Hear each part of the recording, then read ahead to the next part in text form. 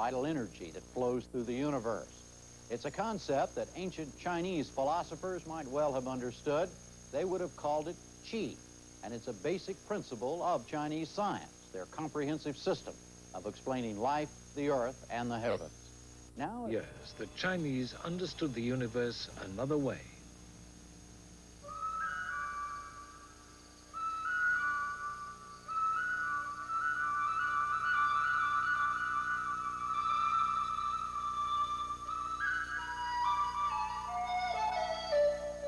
Every culture on Earth has asked the same questions. How did life begin?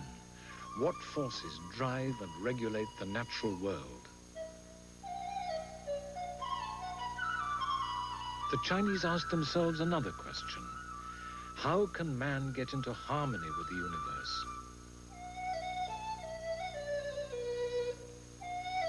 It's dawn on the top of Qingcheng Mountain in Sichuan province. Every morning at the Pavilion of the Echoes, a Taoist monk, Master Zhang, performs a sword exercise to compose his mind for the day ahead.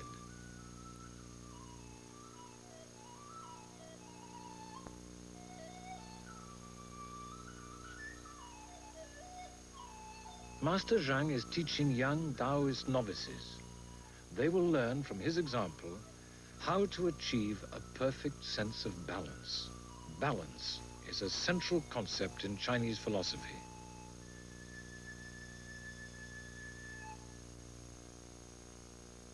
Another monk, Master Fu, practices Qigong, deep breathing. This increases the qi, the energy level in his body.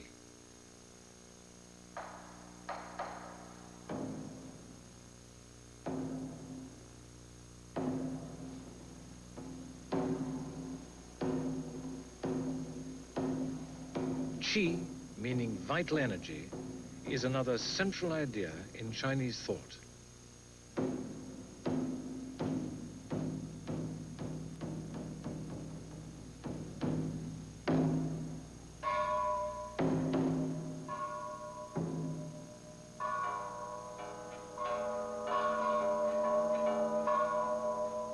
Traditionally, the Chinese believe that the energy you feel in your body is the same energy that drives all of nature and powers the heavens above.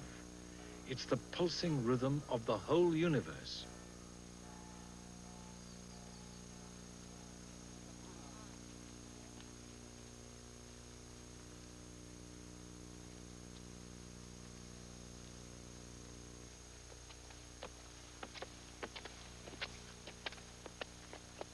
To the Taoist, the landscape is alive.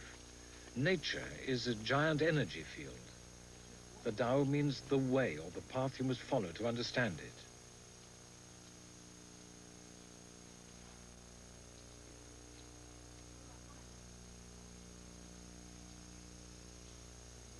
Ideally, the heavens, the earth, and man are all in balance, in perfect harmony.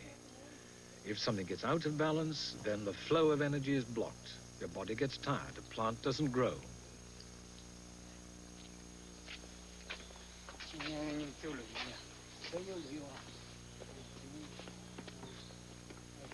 This view of reality was not confined to Taoist monks.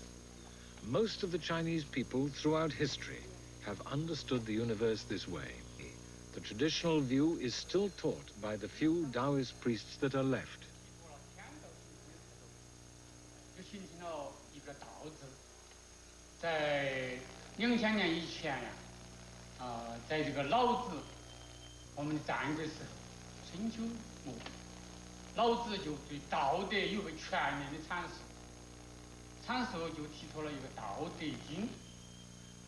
What's significant in these teachings is not that they're religious or even picturesque, but that they're based on an understanding of the natural world that's as old as Chinese culture itself.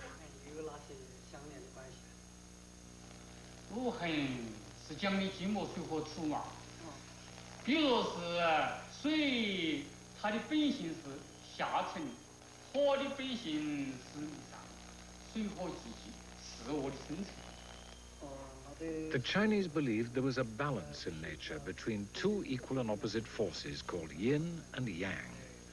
There was feminine and masculine, water and fire, dark and light, and so on. The ancient Chinese Book of Changes, the Yi Jing, was based on the concept of yin balancing yang. This is the yin-yang symbol, half light, half dark. Heaven, the sky, is the lightest, brightest, most yang thing in the universe. Earth is the darkest, the most yin. Everything else is somewhere in between. This symbol represents water. Water is very yin. It trickles downward, quietly, receptively.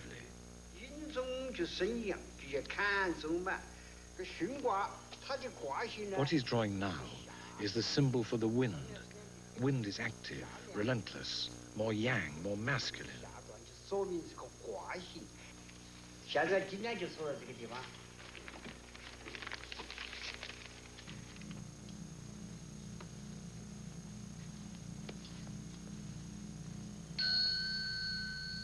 The Book of Changes taught the Chinese that change was inevitable.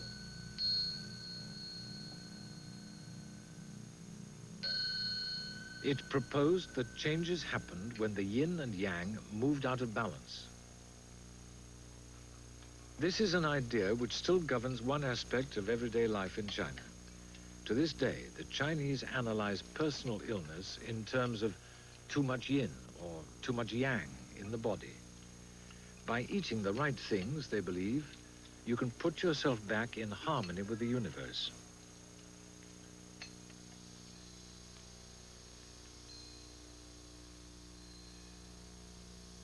Every so often, a group sets out from the monastery to gather herbs.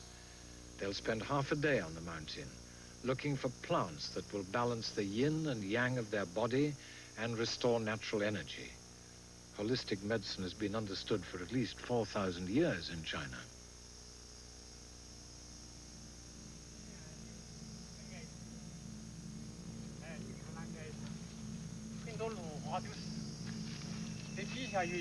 A great selection of herbs can be found growing wild if you know where to look. Most valuable and best known in the West is ginseng.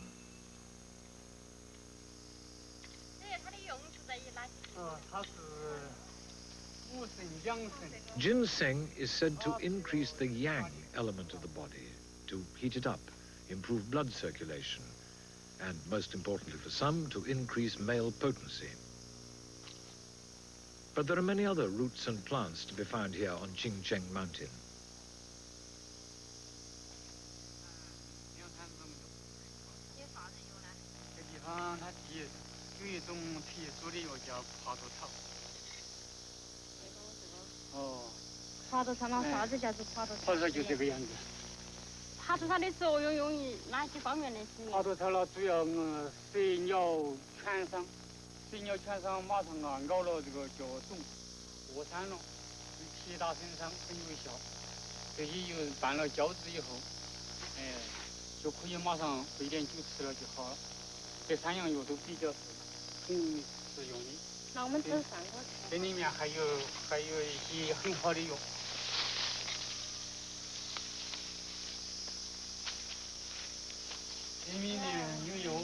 It might have been expected that the Chinese communists wanted to eradicate these ancient beliefs in herbal remedies and yin and yang, but not so. Chinese traditional medicine turned out to be cheap and effective.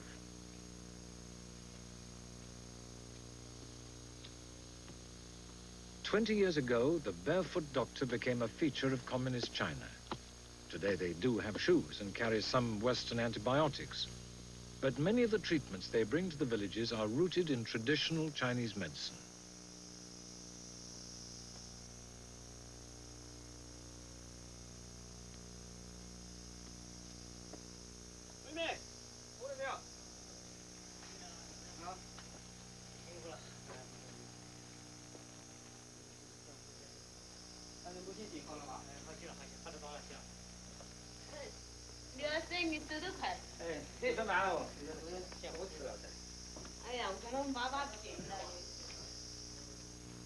Here on Qingchun Mountain, just below the monastery, Dr. Liu visits a grandmother with chronic bronchitis, a problem that's perhaps not helped by the doctor's smoking. Cigarettes aren't yet seen as a major health problem in China.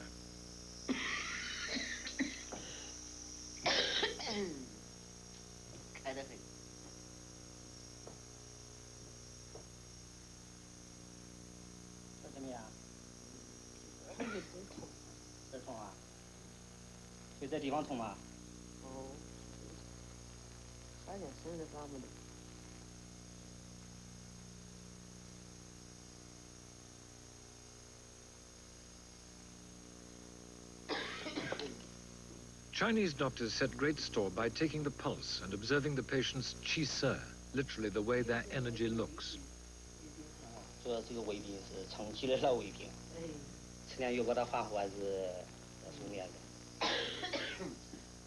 Dr. Liu prescribed Western antibiotics this time and dispensed them on the spot.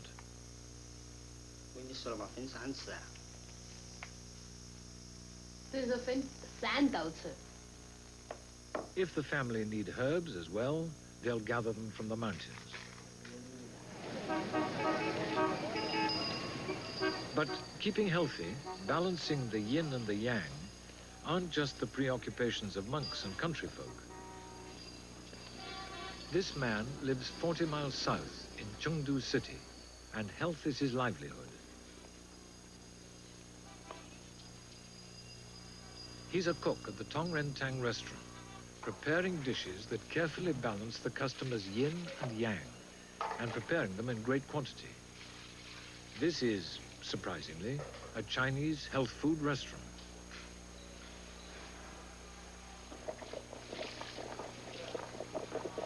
If you can't afford the prices in the main restaurant, a takeaway service is available.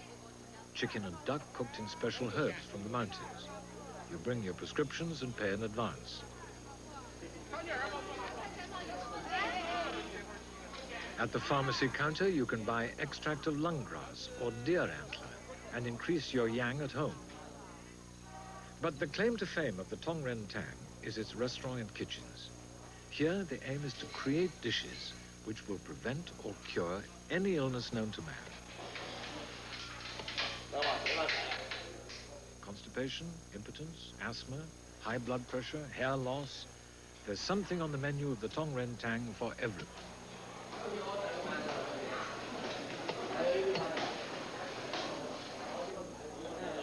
Some of the ingredients are hard to believe, but they claim they're effective.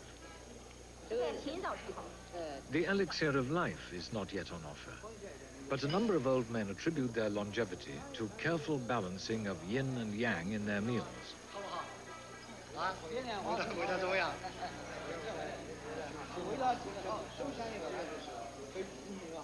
When you visit the restaurant, you first tell them your ailment. The menu lists the dishes under the disease they cure. Some are general tonics that increase the yin, like duck with caterpillar grass. This is not to everyone's taste. The garnishing is an insect, real caterpillars. The manager is pleased to explain things to new customers.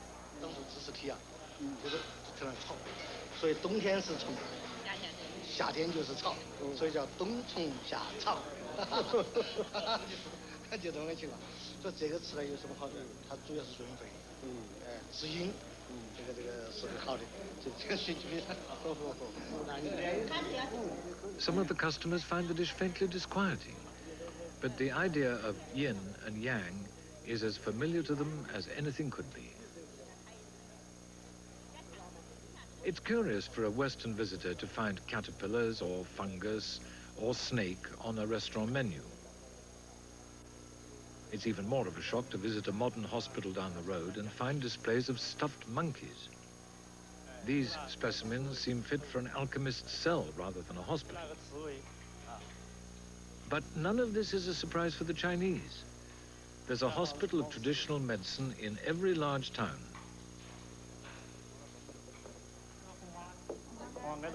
Medical students are taught that everything on this table will add yang to the body's balance. iron filings, sulfur, horse flies, monkey brain, dried body of leech, alligator, anteater scales, even hedgehog skin. Among other things, they seem to increase blood pressure, alleviate rheumatism, and help prevent bladder disorders. It's easy to scoff at Chinese traditional medicine. After all, what can hedgehog do for rheumatism? But many Western cures were once derived from natural substances. It's not as strange as it... The Chengdu Traditional Hospital deals with 1,500 patients a day on average. 60 doctors are on call, and everyone gets treated in large communal groups. No private consulting rooms here. People can choose whether to be treated at the Western-style hospital or in this one. It's a matter of taste. They surely wouldn't submit to traditional work. The question is, how does it work? For example, how can it help rheumatism in the leg to put hot jars on the back? When you push a needle into a little girl's arm, how is that going to help her stomach?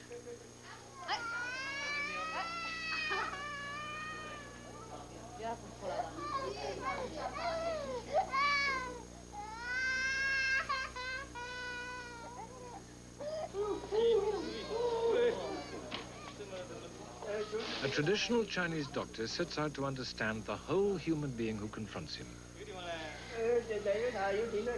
This man's problem is his leg, or so it would appear initially.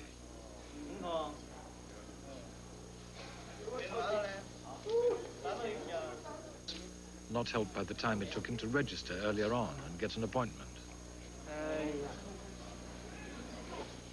Although the final treatment will be local and often very much to the point, the initial approach is to the well-being of the whole person. Is he well? Does he look well? Chinese medicine sees the human body as a complete organism.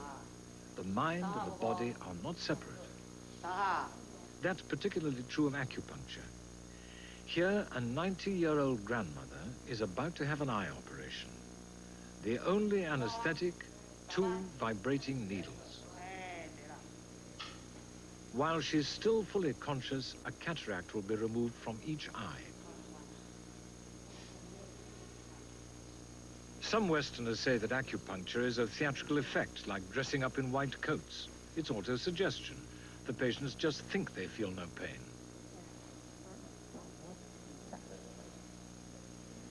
But ask yourself, would you allow a scalpel to slice into both your eyes while you were fully conscious with no painkiller?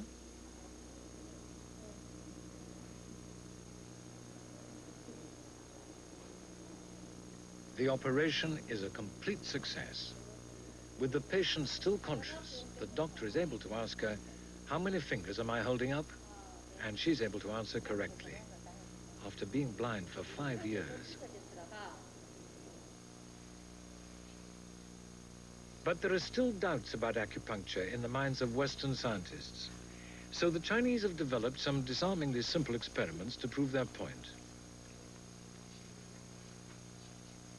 They paint a heat-absorbing liquid on a rabbit's nose. The animal is suspended opposite a lamp, which is then turned on. How long can the rabbit stand the heat of the lamp on its nose?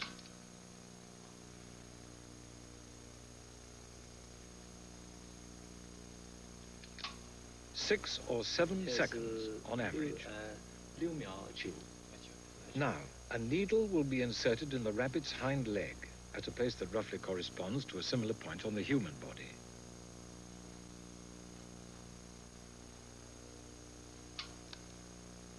Sorting out the pain-killing acupuncture points on animals is not easy, but you soon know if you've been successful. With the needle, the rabbit lasts not 6 seconds, but 12.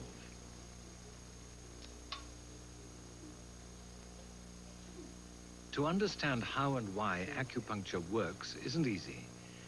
It's based on an understanding of the human body that goes back at least 1,000 years. Models and charts have been developed to show how mysterious energy lines join the primary acupuncture points. This simply makes no sense to Western doctors. But one thing is significant. most of the points correspond with important nerve junctions, as we know them. It may be that acupuncture needles stimulate one nerve, which in turn overrides the pain signals coming in from another. In China, however, they explain it differently. They say that energy is meant to flow freely between our various organs and limbs.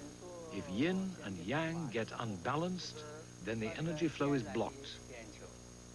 Cupping with hot glass jars is meant to release the energy flow.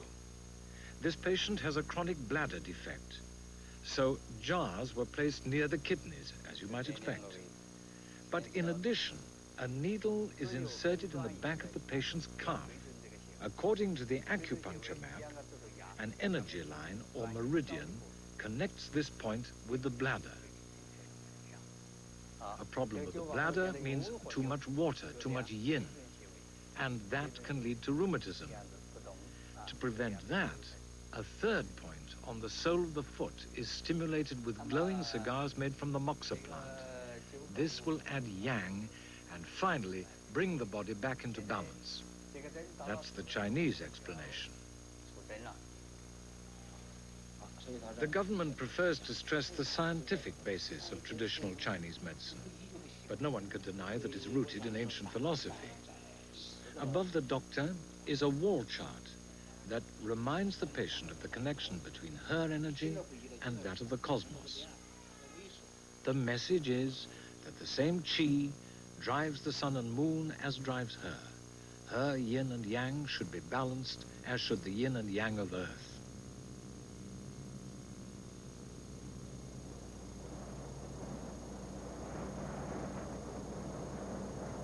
Chinese medicine is based on the belief that man is indissolubly linked to the energies and rhythms of heaven and earth.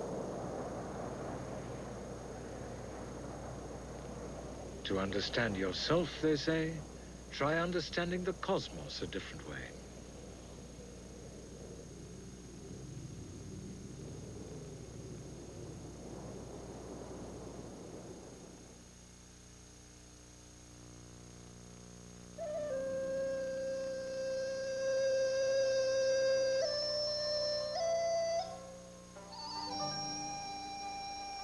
The Chinese believed that all parts of the universe were interrelated. They spoke of the body as if it were a landscape. Acupuncture points were given names like bubbling spring, penetrating valley, great mountain stream. So it followed that they saw a landscape as if it were a human body. The mountains were the bone structure. The soil was the skin. Rivers were blood vessels.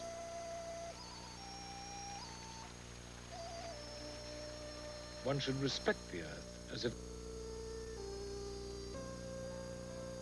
Some places on earth, as on the body, had special power.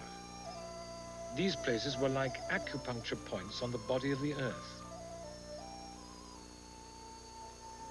The first brick pagodas in China, for all the world like acupuncture needles, were placed in one of these special points in Henan province.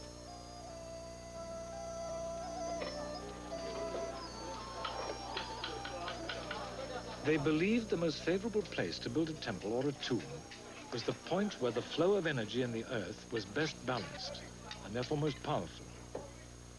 Finding a good site to build a monument became an art, the art of feng shui. In communist China, it's now frowned on. But when the authorities reconstruct a temple, they take care to see that the original alignment is not altered.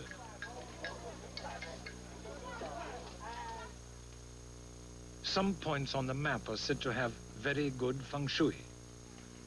This tree down the road from the temple has lived for more than 2,000 years. They say it's very well sited, just south of a great mountain. It shelters the students of China's oldest school, the Songyang Academy. Most of the last 1,500 years, pupils have been taught science and philosophy on this site.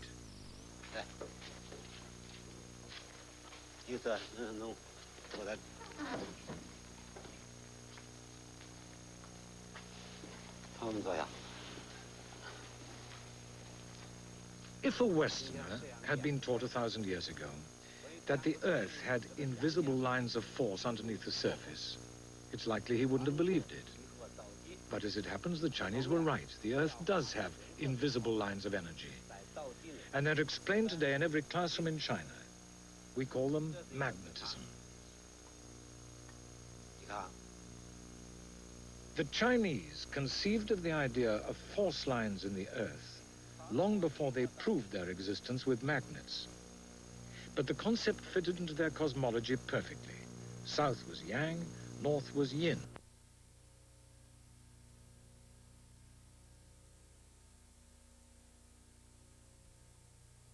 Functioning of human society, rather than in the remoteness of mountaintops. The small town of Chufu is where Confucius lived around 500 years before Christ.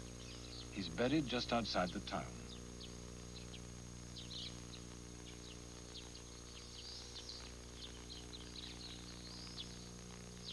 The great temple dedicated to him does not date back to his time, of course. It was built and rebuilt many times by emperors who came here to pay homage to the sage. But it still seems haunted by the ghosts of a very distant past.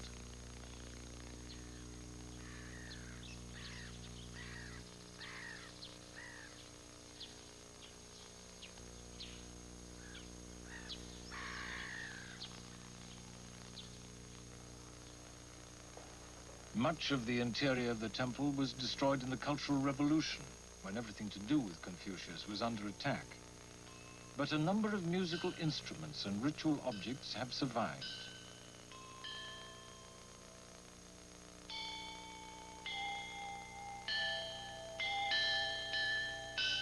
The bronze bells were used for centuries in the elaborate rituals that once took place in the temple.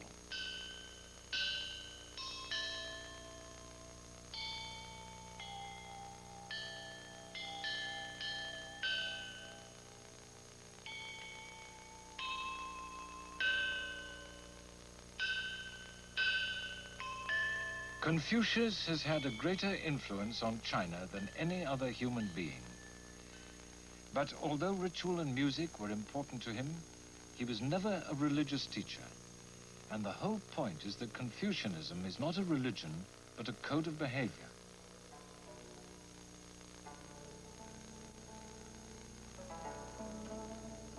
He said that if you want to create order in society, you must put responsibility onto man and his actions instead of relying on the supernatural. Social and political harmony depends on the moral conduct of every member of society. Each person has his own position and his own obligations.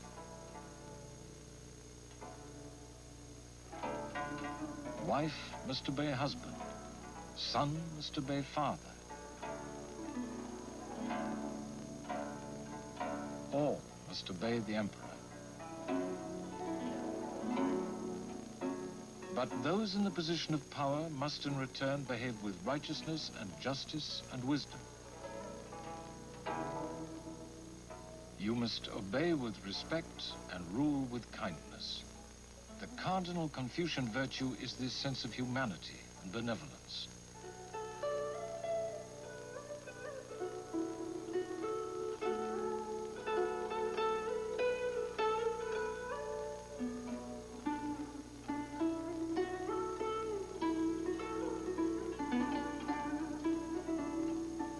It is not an egalitarian vision of society, but it is one which has always fitted naturally into the ancient Chinese pattern of close family ties and absolute rule.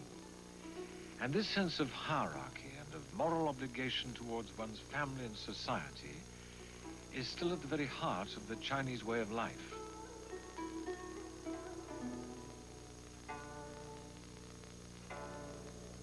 At the mouth of the river is the land of Confucius, the famous philosopher of ancient China.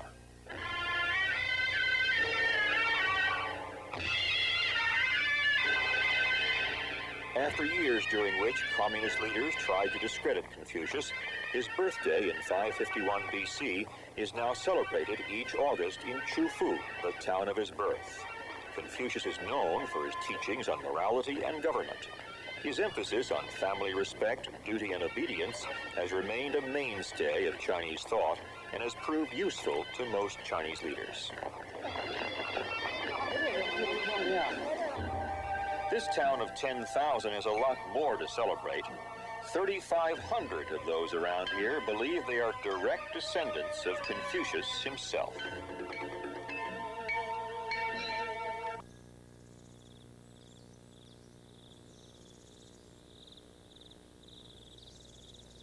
A fresh grave in the cemetery of the Kung family in Chufu.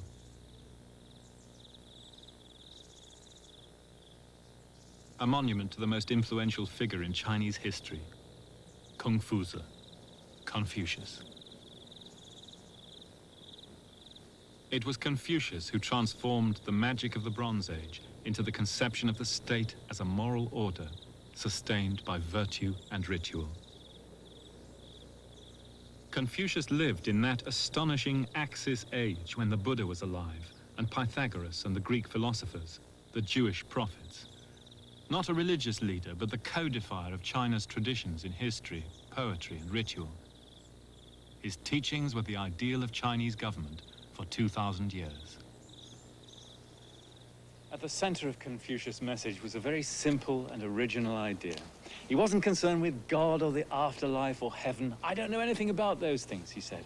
His concern was that of every government today on earth. How do you build a just and stable society here? And his answer was this: goodness was the essential quality needed to keep society together. People are not born good, they need to be taught goodness, rulers and ruled. But it was essential that the rulers were taught goodness, spiritual and intellectual, because if rulers rule with unjust harshness and severity, meting out punishments with regimentation, then people lose their faith in the law. They lose their respect for themselves. They have no sense of shame.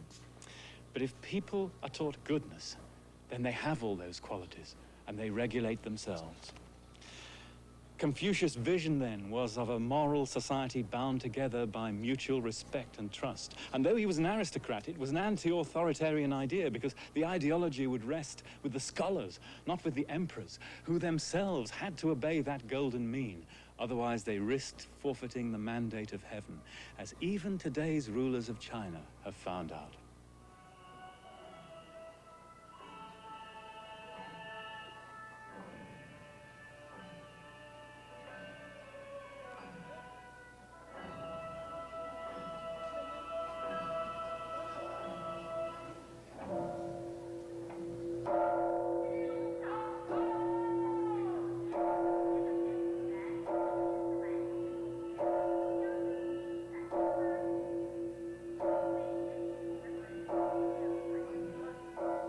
In the last few years, the rulers of China have revived some of the old Confucian traditions, at least in their outward form.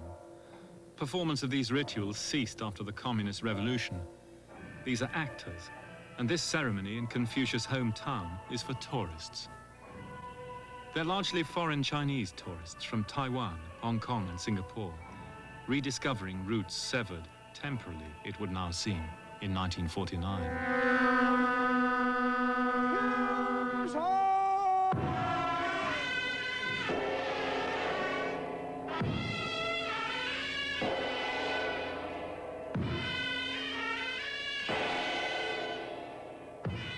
It's a vision of a splendid past which the rulers of China in our time attempted to do away with, in the belief that new traditions could replace them.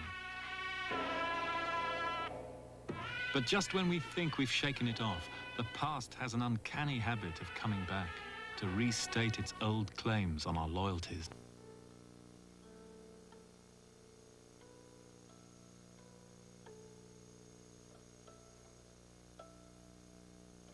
There are claims that this music was written by Confucius, a scholar and teacher who lived 3 centuries before the Qin Emperor, around 500 BC.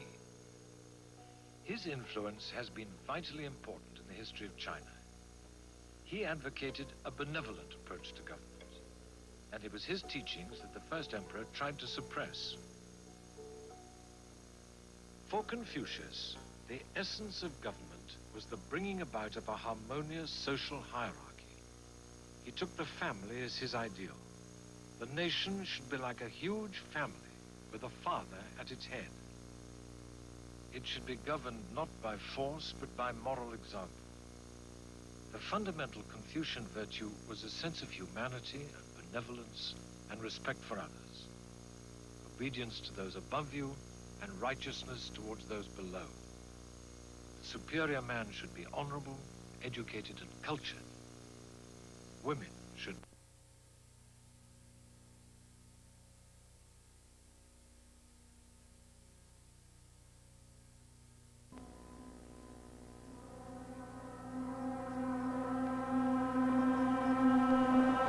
The ancient Chinese believed that Earth, nature, and the cosmos were part of a harmonious natural order, the Tao, or path.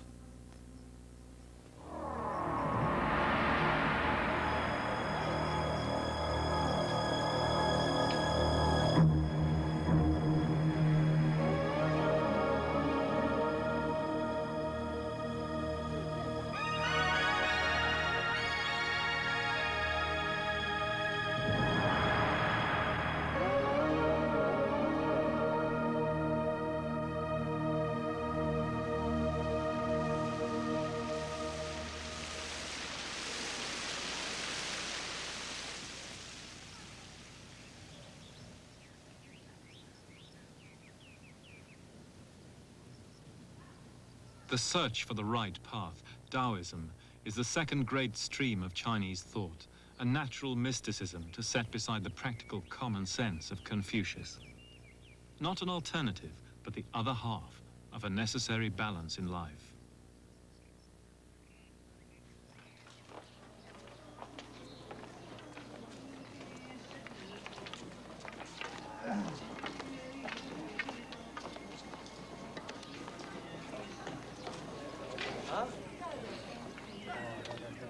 The pilgrim path up the sacred mountain, Taishan, is a symbol for that search for the Tao. It's been walked for thousands of years by Chinese people, rich and poor, from the first emperor to Chairman Mao. And today, tourists and pilgrims are coming again.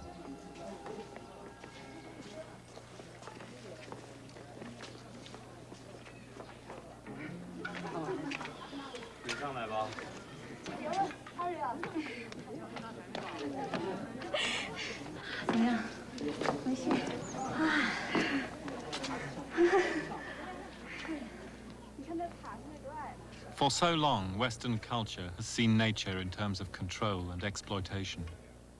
But for the Chinese, it is the source of all harmony and balance. They thought it was our duty as human beings, through art, religion, or science, to understand the harmony, not to abuse it or needlessly to change it, but to go with the force of nature, the yin and yang, as they would say.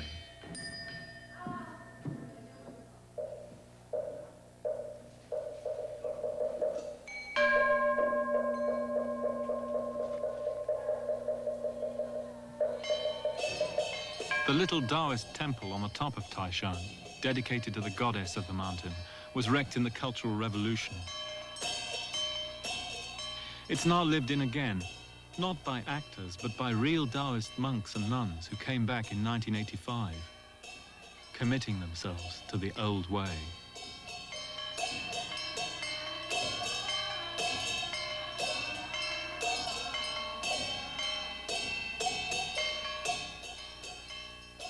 In the end, said the Taoist sage Lao Tzu, all creatures return to their distinctive roots. That is called returning to one's destiny.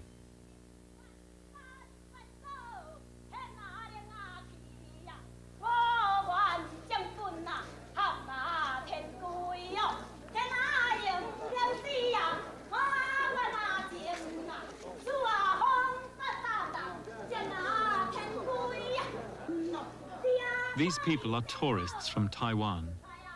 Their leader is a spirit medium well known on TV in Taipei. It's the kind of ceremony you can see in backstreet ancestor temples in the urban jungles of Singapore and Hong Kong. Now they're returning to commune again with the older ancestors.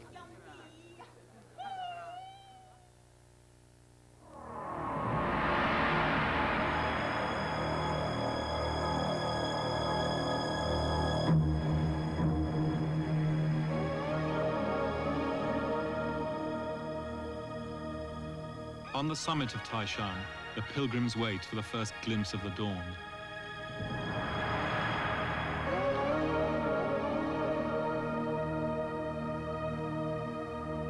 It was up here that Chairman Mao proclaimed the East is red. But that was before his great leap forward turned the dawn yellow with pollution. The first emperor surveyed his kingdom from here as the sun rose and announced, "Now I've united the whole world." Confucius said simply, "Now I realize how small the world is."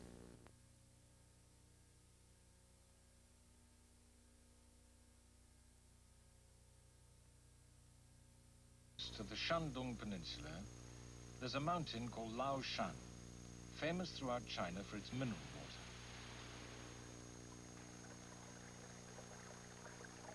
It is also popularly believed to be the home of many of the gods and spirits that form part of Taoist belief. There are not many pure Taoists left in China. They are less conspicuous than the Buddhists because they generally build their temples in secluded places. One of the most famous is the Tai Ching Temple, halfway up Laoshan. It is preserved by the government as what they call a cultural relic.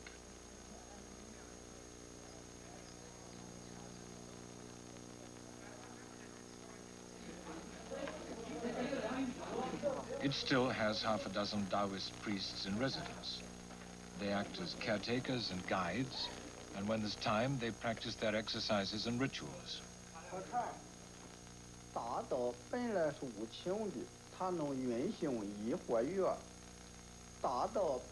Taoism is uniquely Chinese and originated several centuries before Christ. The word Tao simply means the way of nature, which lies behind the universe. The Taoists believe quite literally in immortality.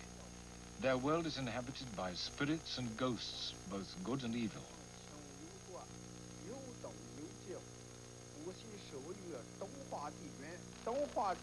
And they believe that by training the mind and body, it is possible for any man to lengthen his life, even eventually to become immortal.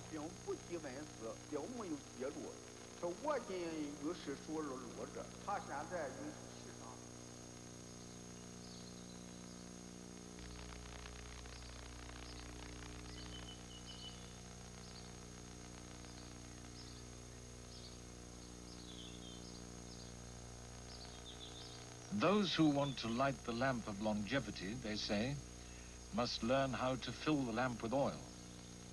They start each day with breathing exercises. They believe that by controlling the breath, the body can absorb the natural energy of the universe and become physically rejuvenated by it. Master Kuang claims to know Taoists who have achieved such perfection they have lived to be over 200 years old. His own progress towards immortality, he says, has been impeded by the demands made on his time by administrative work.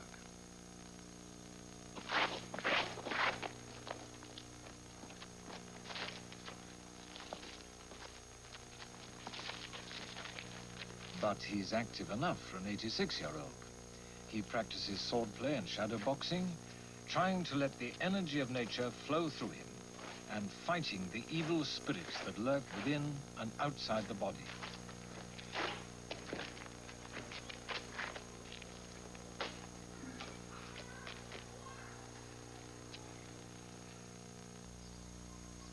The Taoist view of nature is that its energy comes from a balance of opposite forces, which they call yin and yang. Opposites like night and day, female and male, winter and summer. The harmonious balance that is life lies in the continual interaction of the two.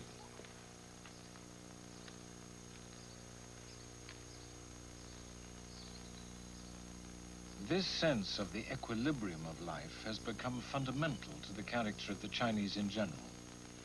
They admire patience and moderation. They tend to be flexible. They aim for the balance that they see in nature.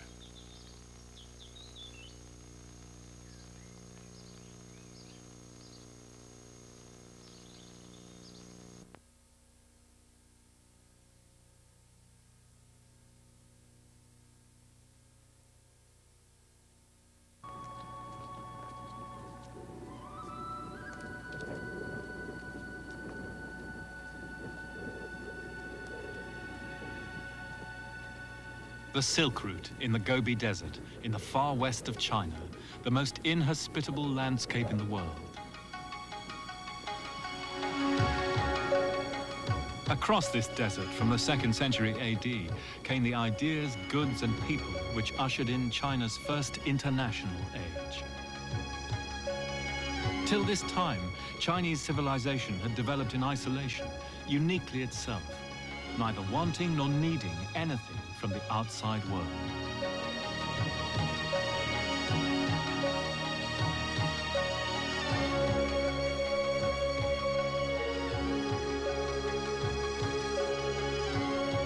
But now contacts opened up with Central Asia, Persia, even Rome, but especially with India. For what the Chinese wanted was not material riches, but spiritual enlightenment. The wisdom of the Buddha.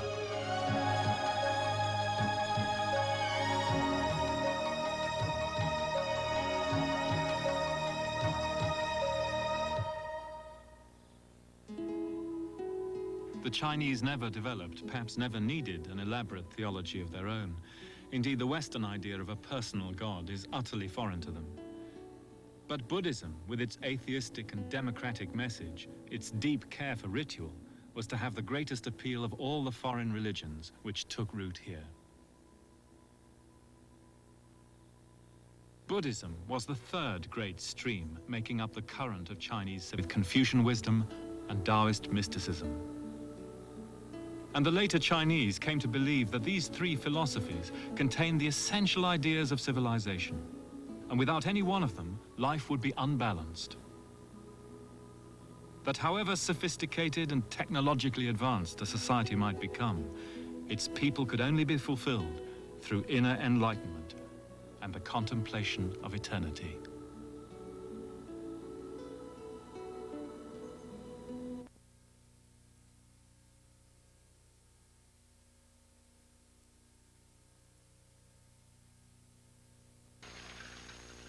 You can't go far, for instance, without coming across a Buddhist temple.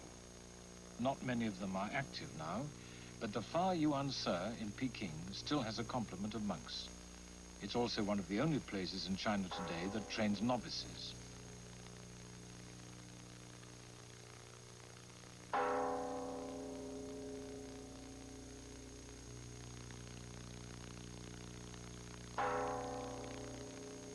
It is hard to imagine anything more different from Marxism than Buddhist teaching. But today these monks can hold their devotions in peace.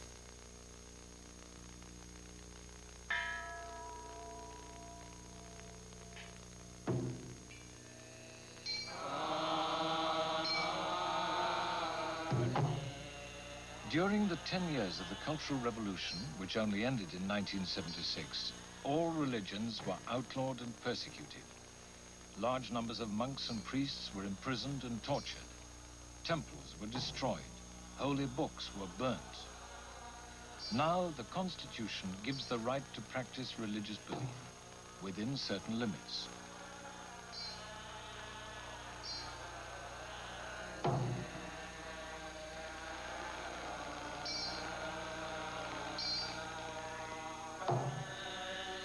Buddhist teaching, which came from India around the time of Christ, stresses the spiritual, not the material.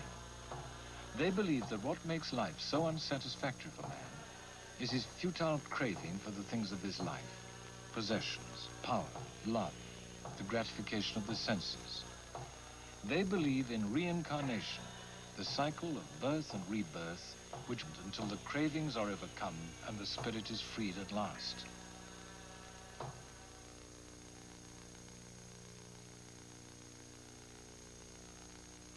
So they hold their devotions, they study their scriptures, and they spend long hours in meditation.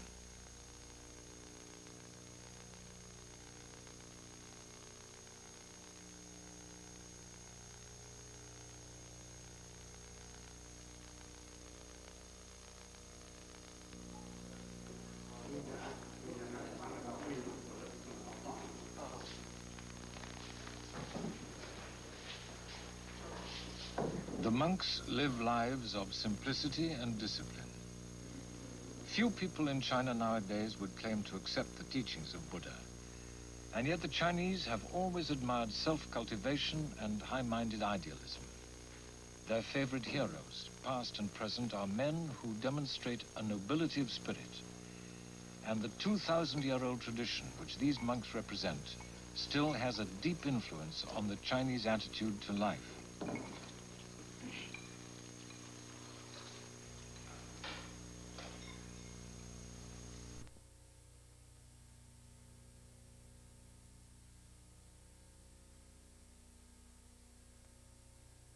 Four out of 5 people live on the land. The intellectual teachings are only for the few. And yet there's a long tradition of popular religion. There's nowhere better to see it in action than Taishan, the most sacred of the 5 holy mountains of China. For most Chinese, their religious feelings have always been rooted in their relationship to the earth and the sky and their families. And for 1,000 years, people have been climbing the granite stairway to the top of Taishan. Soon they'll be able to ride in a Japanese cable car. The porters are carrying building materials for the station on the summit.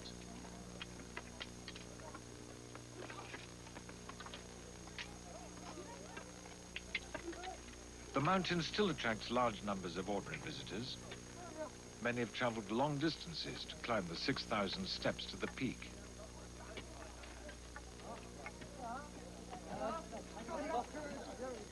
Taishan is the home of many important gods. At the very top, there is the temple of the Jade Emperor. It now has to share pride of place with a television transmitter. It's impossible to say whether it's religion or the view that attracts so many to the mountain now. Perhaps tourism has become a sort of religious ritual in itself. But the important thing about popular religion in China is that it avoids definitions. Ordinary people have never felt the need to make distinctions between the formal teachings. Their belief is an uncomplicated mixture of many of the influences of the past.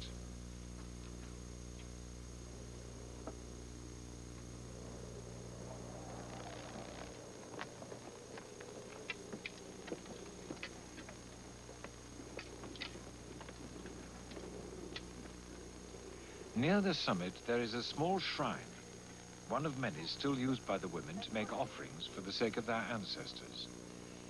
This is part of a tradition that is the oldest form of Chinese belief, the tradition of ancestor worship.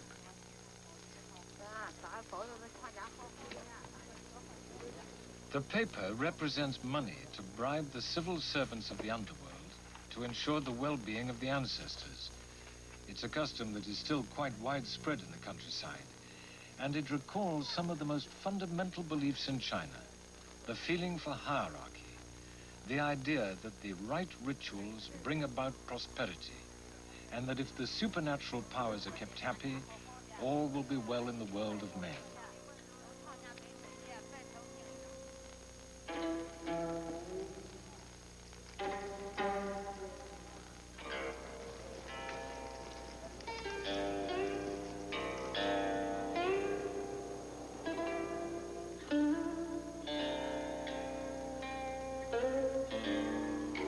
Mountain tops have been considered holy since the earliest recorded times, because they're close to heaven.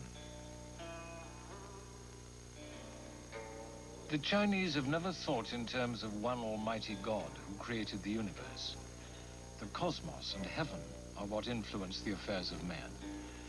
And if you want health, prosperity, and happiness, there are innumerable gods and spirits who might be persuaded to pull a few strings on your behalf.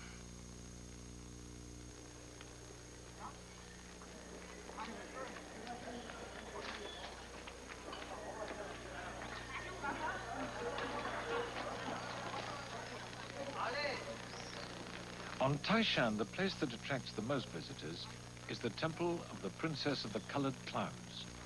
She's the goddess of fertility.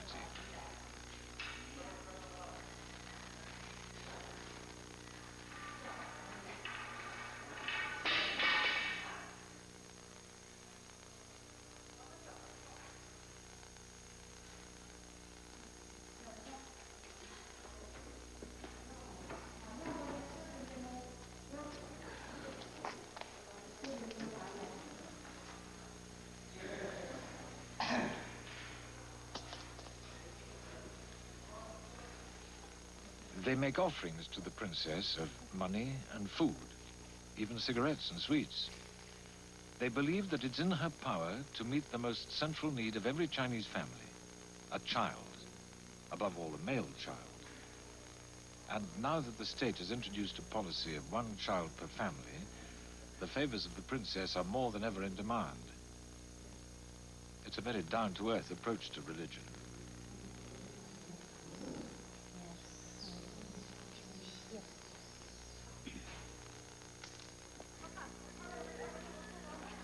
It's not only the old who come to pay their respects. The young visitors react with a mixture of reverence and embarrassment, but many still ask for...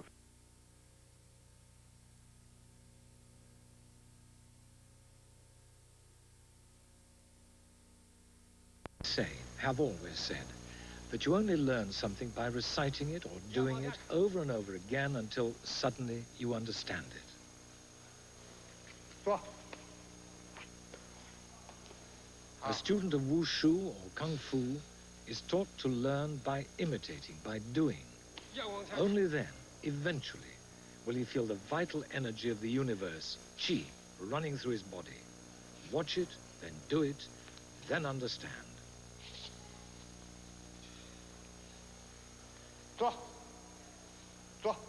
Here at the Temple of Shaolin, the art of Kung Fu was first practiced.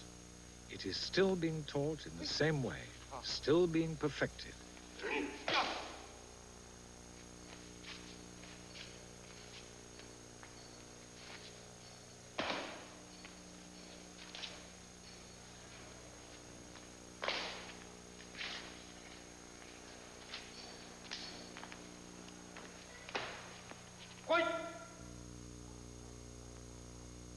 Outside the Temple of Shaolin, stones of the monks who have taught Kung Fu over the past 5 centuries.